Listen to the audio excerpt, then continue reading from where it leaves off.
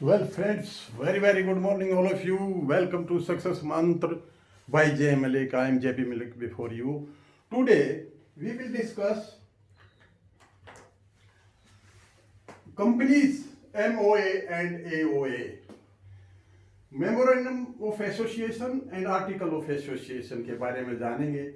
कई बार इस पर क्वेश्चन आए हैं बैंकिंग में भी, और अगर कंपनी किसी को स्टार्ट करनी है तो उसको पता होना चाहिए most important documents memorandum of association and article of association. Section 256 of companies act 2013 का जो अमेंडमेंट है उसके हिसाब से ये मैं इस वीडियो के माध्यम से बताने जा रहा हूँ. तो आइए इसको अच्छे से समझें, क्योंकि इस पर क्वेश्चन आते ही आते हैं. आप जब भी यहाँ बैंक में काम करते हैं, डिपार्टमेंटल टेस्ट है, डिपार्टमेंटल के साथ दूसरे डायरेक्ट टेस्ट हैं, JII भी है, CII भी है, तो ऐसा कोई ईयर गया नहीं है जहाँ पर इसमें कभी क्वेश्चन ना आया हो. तो आइए मेमोरेंडम ऑफ एसोसिएशन ये क्या है और आर्टिकल ऑफ एसोसिएशन क्या है, इसको अच्छे से समझे. सारा कुछ लिख दिया गया है, फिर भी इसको हम डिस्कस करते हैं. तो इसको कैसे याद किया जाए, तो देखिए मेमोरेंडम ऑफ एसोसिएशन ये it is a main document. ये मेन डॉक्यूमेंट है हैविंग बेसिक डिटेल. इसमें बेसिक डिटेल्स है ऑफ ए कंपनी की. चार्टर ऑफ ए कंपनी, ये एक चार्टर है फॉर इनकॉर्पोरेशन. जब भी कोई कंपनी स्टार्ट की जाएगी तो मेमोरेंडम ऑफ एसोसिएशन जो डॉक्यूमेंट है ये बहुत इंपॉर्टेंट है. इसके बिना कंपनी स्टार्ट नहीं हो सकती है. लीगल डॉक्यूमेंट है ये to file for registration in ROC, registrar of company में फाइल करने के लिए ये एक लीगल डॉक्यूमेंट है.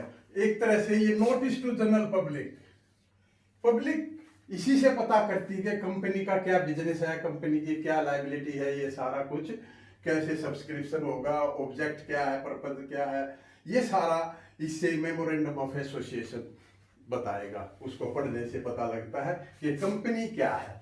तो देखिए ये 6 चीजें हैं, 6 चीजें हैं, जिसमें name close, object close, liability close, capital close, subscription.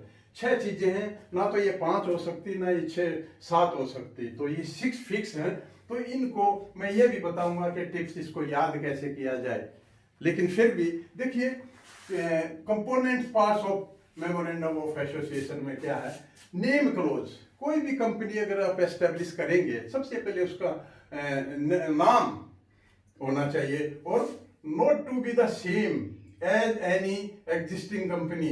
ये नाम किसी एग्जिस्टिंग कंपनी, पहले से कोई कंपनी है तो उससे रिलेटिंग नहीं होना चाहिए, सेपरेट होना चाहिए. It should include the word limited, public limited या प्राइवेट लिमिटेड, ये सारा लिखा जाना चाहिए कि पब्लिक है या प्राइवेट है. लिमिटेड वर्ड का मैंने बताया था कि लिमिटेड का क्या है, लिमिटेड का आगे बताएंगे. तो ये था नेम क्लोज में. दूसरा है रजिस्टर्ड ऑफिस. इसमें लोकेशन कहाँ होगी, रजिस्टर्ड ऑफिस कहाँ होगा. देखिए कंपनी होती है, उसका एक हेड ऑफिस होता है और उसकी ब्रांचेज होती हैं. तो रजिस्टर्ड ऑफिस ये आपको मेमोरेंडम ऑफ एसोसिएशन का एक पार्ट है. इन्फॉर्म द ROC को ये बताना होगा. Name of state where registered office is situated, ये कहाँ पर है, तो ये हेड ऑफिस क्लोज या रजिस्टर्ड. तीसरा है पर्पज क्लोज या ऑब्जेक्ट क्लोज, क्या बिजनेस कंपनी करना चाहती है, business of the company, business. फिर लायबिलिटी क्लोज, देखिए ये है जो लिमिटेड वर्ड मैंने बताया था. लिमिट का क्या मतलब है, लिमिट ऑफ रिस्पॉन्सिबिलिटीज का है. यहाँ अकाउंटेबिलिटी, रिस्पॉन्सिबिलिटी, लिमिट. ये जो लायबिलिटी क्लोज है इसका मतलब है लिमिट ऑफ रिस्पॉन्सिबिलिटी. मतलब देखिए 3 तरह की लिमिटेड होती है. एक तो लिमिटेड बाय शेयर, जहां तक शेयर किसी शेयर होल्डर ने लगाया उसकी वैल्यू तक उसकी लायबिलिटी बनती है, उसकी पर्सनल एसेट्स अटैच नहीं हो सकती. तो ये limited by share. Up to balance of outstanding on their shares, उसका जो बैलेंस है वहां तक उसकी लायबिलिटी है. दूसरा लिमिटेड बाय गारंटी, तो up to which member agree. इसमें एक गारंटी एग्रीमेंट में जो पे करने का किया है वहां तक इसकी लायबिलिटी है। और तीसरा है इफ कंपनी इज अनरिस्ट्रिक्टेड, जिसमें कोई रेस्ट्रिक्शन ही नहीं है, अनलिमिटेड। देखिए अनलिमिटेड कंपनी इंडिया में कोई नहीं है, लेकिन यूके वगैरह में है। तो ये वैसे सिर्फ सीखने के लिए है, यहाँ तो लिमिटेड बाय शेयर होगा या limited by guarantee in India. तो तीसरा कैपिटल क्लोज। कैपिटल क्लोज में क्या बताएंगे कि कैपिटल कैसे इंक्रीज डिक्रीज कैसे बनाई जाएगी। शेयर टाइप, कौन कौन से शेयर है। Face value of shares for the company that need to be listed. Private limited company में लिस्टेड होंगे शेयर, पब्लिक लिमिटेड कंपनी में ही लिस्टेड होते हैं, प्राइवेट कंपनी में लिस्टेड नहीं होते हैं। Other company need note and can assume any face value, वो कोई भी फेस वैल्यू दे सकते हैं। तो ये कैपिटल क्लोज, पहला था नाम, दूसरा पर्पज, तीसरा लायबिलिटी क्या रहेगी, और अभी कैपिटल क्लोज में ये था। और शेयर और सब्सक्रिप्शन कैसे होगा क्लोज में क्या है, mention the objective of every shareholders for incorporation of a company, also state the number of share that every subscriber is taking। कौन शेयर होल्डर क्या कितने शेयर वो लेने जा रहा है, ये सारा सब्सक्रिप्शन क्या रहेगा। तो ये 6 चीजें हैं जो आप मेमोरेंडम ऑफ एसोसिएशन में आरओसी में आपको फाइल करना पड़ेगा। तो ये 6 जो हैं, 6 पार्ट्स हैं जो एमओए के, ये फिक्स हैं। तो इसको याद करने के लिए वैसे कोई सर्टेन रूल नहीं है, वैसे तो बेसिक चीजें हैं, लेकिन फिर भी अगर आपको इसका कोड वर्ड बनाना है तो जैसे नेम क्लोज का एन ले लो, और रजिस्टर्ड ऑफिस आर, और ऑब्जेक्ट में आर। तो NRO non resident ordinary account, जब कोई एनआरआई बाहर जाता है उसका इंडिया में अकाउंट होता है, तो जो उसका खाता है वो एनआरओ में कन्वर्ट हो जाता है। तो ये सिर्फ कुछ नहीं है, ये तो मैं सिर्फ इसलिए कि इसको याद कैसे किया जाए सिस्टम से। तो आर ओ हो गया ऑब्जेक्ट, लायबिलिटी क्लोज, अब एल ले लिया, और सी कैपिटल क्लोज, सी और सब्सक्रिप्शन। तो NRO L C non resident ordinary letter of credits. तो इसको एनआरओ एल सी को याद रखोगे तो ये सिस्टम से आपको इसके कंपोनेंट याद हो जाएंगे। तो अभी ये था। और देखिए कई बार क्या होता है, अगर इनको छोड़ करके कंपनी कुछ बियॉन्ड पावर कोई काम करती है तो उसको अल्ट्रा वायरस बोलते हैं, beyond power of company, illegal हो जाता है। तो ये था। अब आर्टिकल ऑफ एसोसिएशन क्या है, देखिए इंटरनल ये था outer notice to general public, ये है इंटरनल मैनेजमेंट, ये इंटरनल मैनेजमेंट है। तो इंटरनल मैनेजमेंट में क्या है कि टू ऑपरेट ए कंपनी को कैसे ऑपरेट करना है, ये सारी चीजें इंटरनल मैटर जो होता है आर्टिकल ऑफ एसोसिएशन में आता है। और इसमें rule regulation internal affair of a company, ये इंटरनल मैनेजमेंट। बाय लॉ क्या क्या लॉ है, defining the relationship of the members and the company for achieving objective of a company का पर्पस अचीव करने के लिए क्या क्या इंटरनल अरेंजमेंट मैनेजमेंट करने पड़ेंगे, ये सारा एओए में है। एमओए में बताया था नोटिस टू जनरल पब्लिक, और एओए में इंटरनल अरेंजमेंट है to operate A company.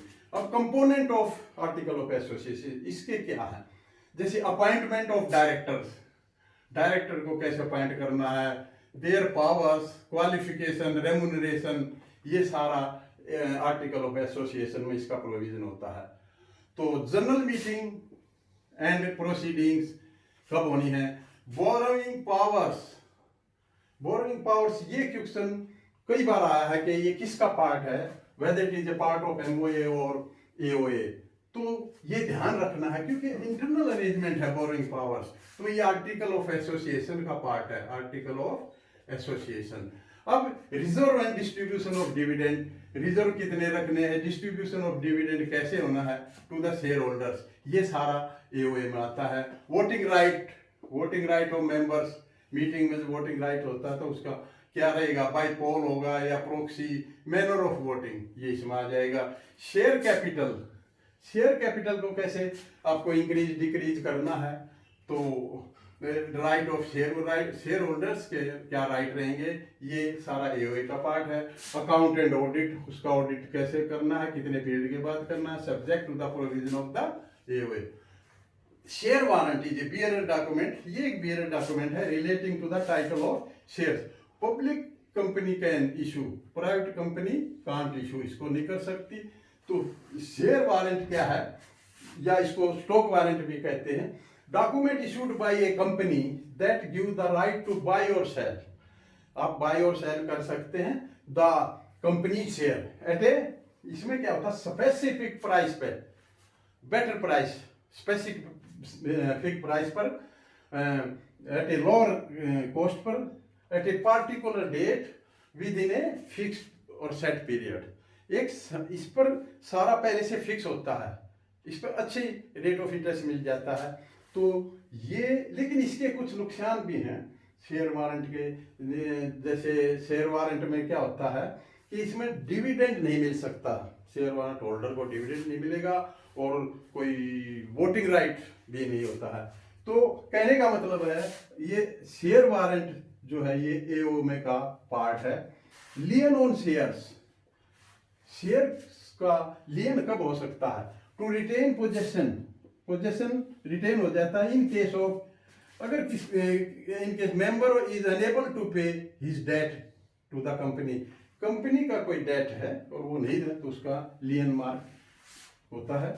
Four feature of share, shares का फोर फीचर कब होगा, पेइंग एनी अलॉटमेंट और call money not met with, जो कॉल मनी या अलॉटमेंट का पैसा नहीं आता है तो उसके शेयर फॉरफिट हो सकते हैं, वो एओ का पार्ट है। Call on shares as per company demand, whole और पार्ट रिमेनिंग अनपेड, अगर जो कंपनी की डिमांड के अनुसार या तो उसका होल या part thereof remaining unpaid रह जाए तो उसमें कॉल ऑन शेयर्स किया जा सकता है। Transfer and surrender of shares, ये भी एओ का पार्ट है। Conversion of share in stock by ordinary resolution, ordinary resolution से conversion of share in stock in a general meeting में किया जाता है। क्योंकि कन्वर्जन में क्या है, शेयर एज ए, देखिए शेयर में क्या फर्क है, share as a fix value, only fully paid share, जिनकी फुल्ली पेड शेयर है may convert into stock, fully paid, partly paid share can't be converted into stock, और जैसे कलेक्शन ऑफ शेयर्स को स्टॉक कह सकते हैं। Transmission of share, devolution of title of death, अगर death हो जाए किसी की, सक्सेशन हो जाए, मैरिज है और इंसॉल्वेंसी है, तो इस डेथ के केस में क्या होता है, उसके लीगल एयर्स उसको क्लेम करेंगे। तो देखिए ट्रांसफर में तो वॉलेंटरी होता है, वॉलेंटरी कोई एक ट्रांसफरी को शेयर ट्रांसफर कर देता है। तो ट्रांसमिशन में क्या है, इन इवेंट्स में जैसे घटनाओं में टाइटल होल्डर की डेथ हो जाए, मैरिज है, इंसॉल्वेंसी में ऑफिशियल रिसीवर अपॉइंट होता है, तो यहाँ पर क्लेम करना पड़ता है जब शेयर का ट्रांसफर होता है। तो और ये है वाइंडिंग ऑफ ए कंपनी, ये भी एओ का पार्ट है। तो कहने का मतलब ये है दोनों documents MOA and AOA are very important document to file ROC for incorporation of a company. Company को शुरू करने के लिए दो डॉक्यूमेंट्स बहुत इंपॉर्टेंट हैं। ये कंपनी का, इससे कंपनी का बाहरी पब्लिक, जनरल पब्लिक को एक नोटिस मिलता है कि कंपनी क्या है, ये इसका इंटरनल अरेंजमेंट है। तो that's all, have a nice day, thank you.